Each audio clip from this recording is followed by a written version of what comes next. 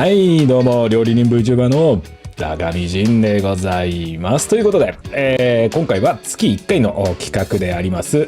集まれ、料理超初心者ということで、前回ね、やりました、こちら。はい、10分カレー、というものを、前回はやりまして、で、今回は生姜焼きをご紹介させていただきたいなと。前回は煮物の煮ていく工程があるカレーで、今回は焼きであります生姜焼きを、ね、非常に簡単に作りやすいやり方で、ご紹介できたらなと思っておりますので、早速ね、ご紹介していきますので、皆さんのグラフィックボードの方をインフィニティにします。じゃあいきますよ。せーの、ドン。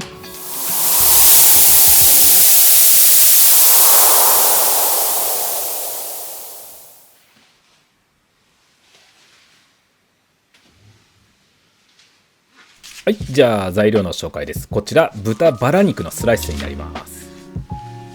で、こちらキャベツと玉ねぎになりますね。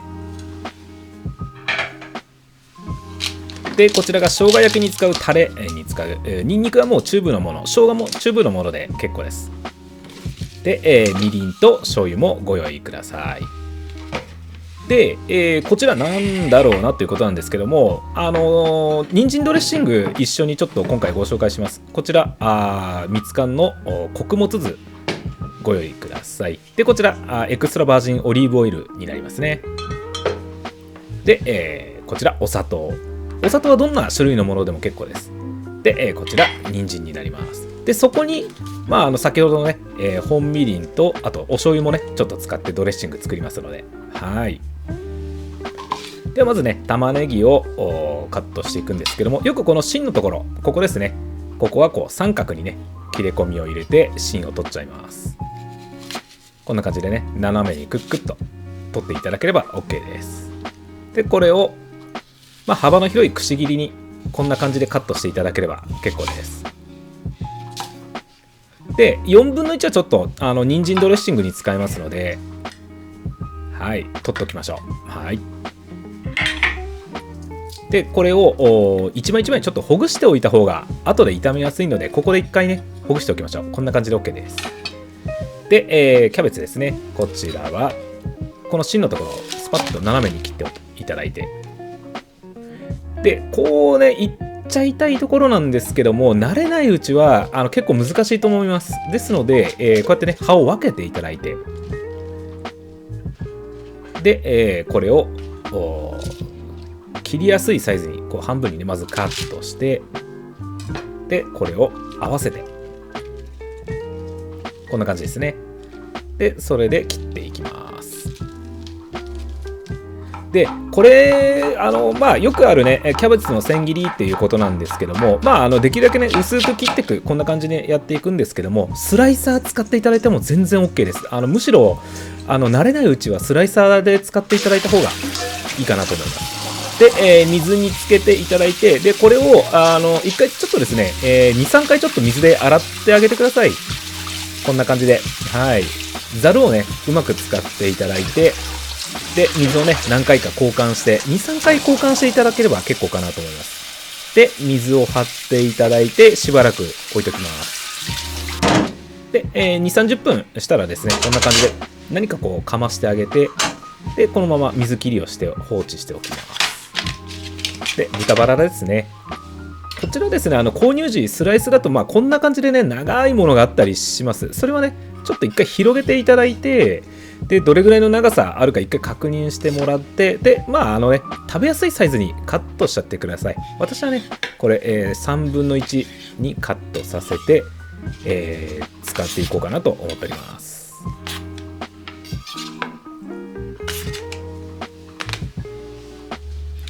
はい、ではここからちょっとね人参ドレッシングの作り方いきましょう。人参はね皮を剥いてすりおろします。こんな感じですね。で、先ほどの4分の1の玉ねぎ、これもね同じようにすりおろしてみてください。こんな感じで大丈夫です。こんな感じですね。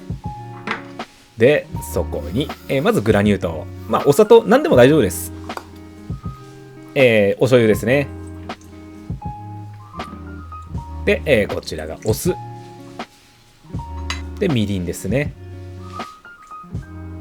で、ここで一回ですね、グラニューと、お砂糖をですね、しっかり、溶かしてあげる形で、こうやって一回溶かして、ホイッパーとかを使ってね、よーく溶かしてあげてください。で、溶けきったら、オリーブオイル入れてあげてください。で、ここでもう一回よく混ぜます。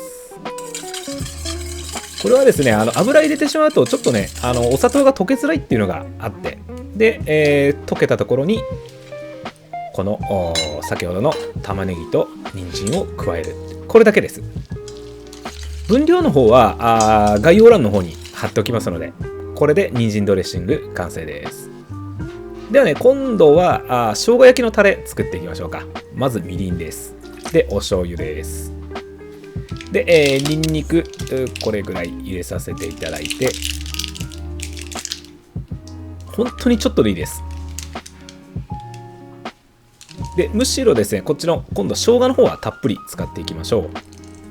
こちらはだいたいこれぐらいを2杯入れさせていただきました。で、ごめんなさい、こちらですね、ちょっと映像には入っていないんですけども、日本酒も間違いなく入っておりますので、使っているのはみりん、醤油、酒、これが1対1対1になりますね。で、お肉を沸騰したお湯でところに入れていきましょう。こんな感じで入れちゃってください。しゃぶしゃぶと、もうしゃぶしゃぶみたいな感じでこうしゃぶしゃぶっとこう入れていただければね OK です。で、しっかりこうね、こんな感じで火が入っていれば大丈夫ですので、ここをすくい上げていきましょう。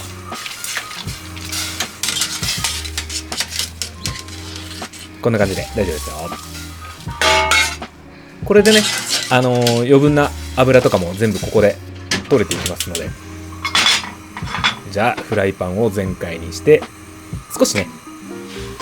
油を入れていただいて、でも本当にこうスーッとね油が動くようになったらだいぶ温度上がっていますので、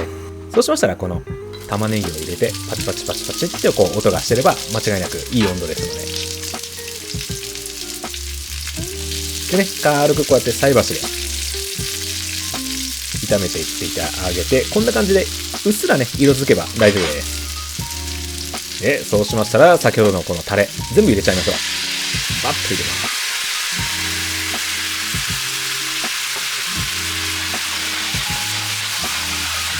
軽くこんな感じでねゆすってあげて、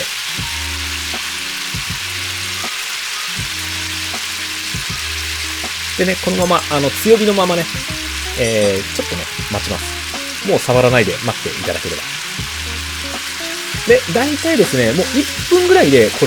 こら辺まで、詰まっちゃいます。ほとんどアルコールなので結構早めに飛びます。こんぐらいまで炒まっても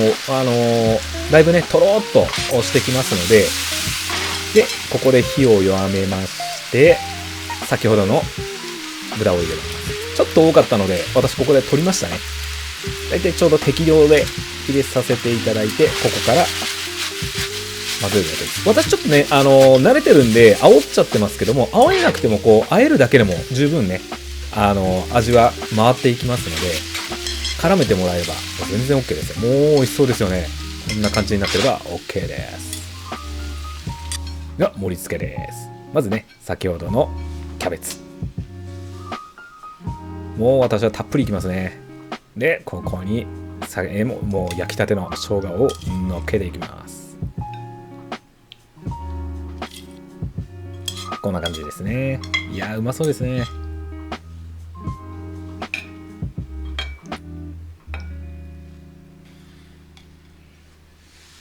出ました。背徳感 100% のマヨネーズですね。こいつですよ。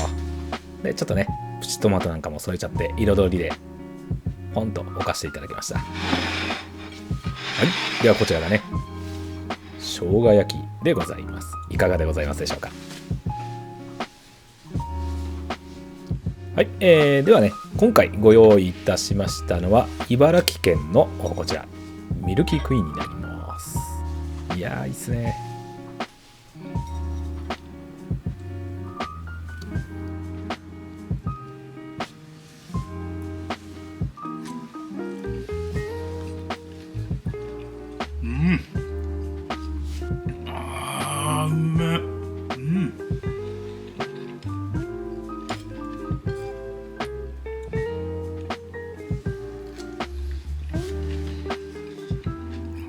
焼きにつけるマヨネーズっ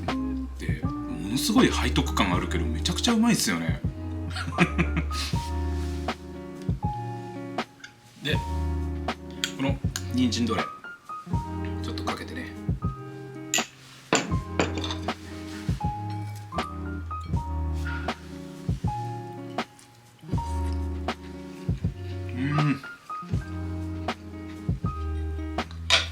無限に食べれますね。う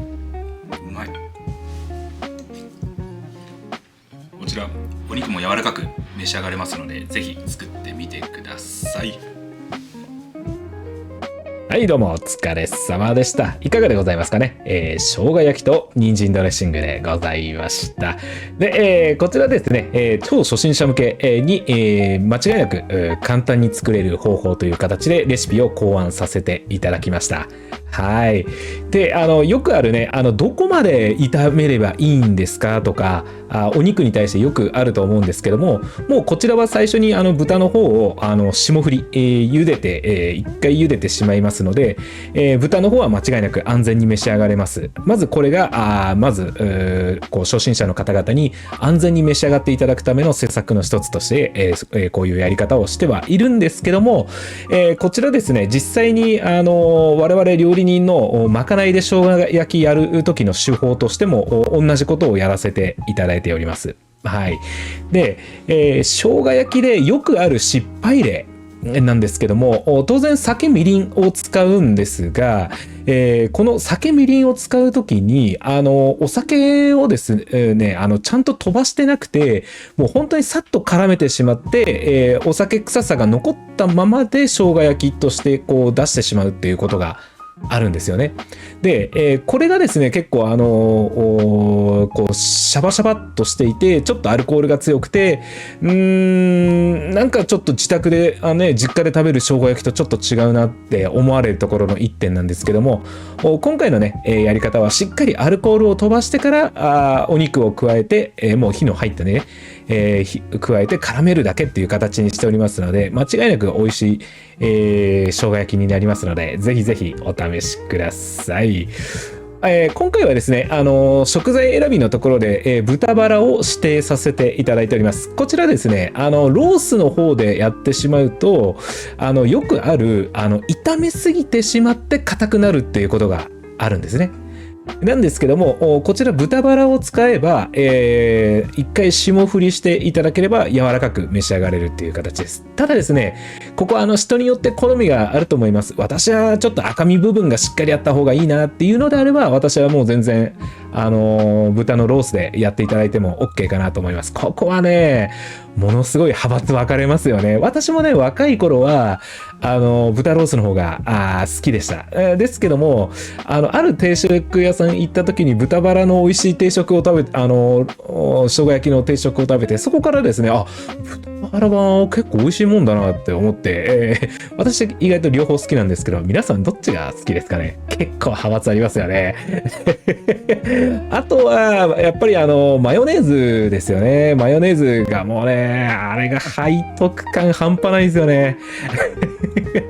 で生姜焼きはねよく言われるなんでキャベツがついてるんだろうっていうお話は出てくると思うんですけども、本来生姜焼きは炒めたね豚とあとこのシャキシャキっとしたキャベツを合わせて一緒にね召し上がるっていうのがスタンダードな食べ方なんですけども、ここはですねだんだん時代とともにですねドレッシングかけたりとかあとはもうそのままね今まで通りスタンダードに召し上がっていただくっていうことも全然 OK かなと思っております。で今回ね、人参ドレッシング、ご紹介させていただきました。こちらですね、だいたい1週間ぐらい冷蔵庫で保存できるものになっております。はい。で、なぜ人参ドレッシングを今回ご紹介したかっていうことなんですけども、例えばですね、一人暮らしを始めるた時に当然野菜不足って絶対出てくるんですよ。で頭では分かってるんですけどもとかってこうなってった時に、こう料理をできるようになった時に、こうちょっとね野菜を生で食べたいっていう時にこの人参ドレッシングの作り方を覚えておくと、パッとね、作っておいて、でそれをこうあとはかけるだけっていう状態になりますから、野菜不足なんかもですね、ここで補えたりとかいうようなこともできますので、今回ね一つ、なかなかねいきなりちょっと人参ドレッシング難しそうだなって思うのであれば、一旦はね既製品でもいいと思うんですけども、本当にもうすりおろして合わせるだけっていうようなレシピですけども、十分ね店でやっているレシピとほぼ同じものになりますので、ぜひぜひお試しいただければなと思っております。ぜひぜひね皆さんの料理ライフが、素敵でね、かつ美味しく、そして、ゆくゆくはこうね人とこう囲んでね皆さんで召し上がっていただけるような料理ライフになっていただけたらなと心から願っております。はい。はい。ということでですね、以上が生姜焼きと人参ドレッシングでございました。はい。それじゃあね、また次の集まれ超初心者でお会いしましょう。またね。バイバイ。